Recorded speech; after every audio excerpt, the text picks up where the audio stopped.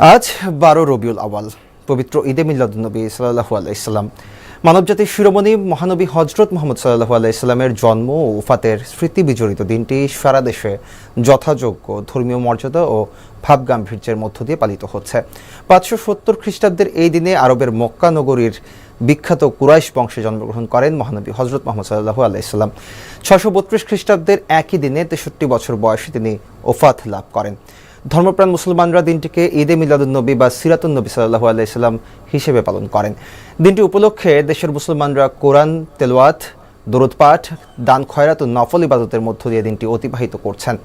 দিবসটি উপলক্ষে রাষ্ট্রীয় ছুটিও ঘোষণা করা হয়েছে। সরকারি, আধা সরকারি ও স্বায়ত্তশাসিত প্রতিষ্ঠানে জাতীয় পতাকা উত্তোলন করা হয়েছে। এদিকে দিনটি উপলক্ষে ইসলামিক ফাউন্ডেশন মাসব্যাপী নানা কর্মসূচি গ্রহণ করেছে।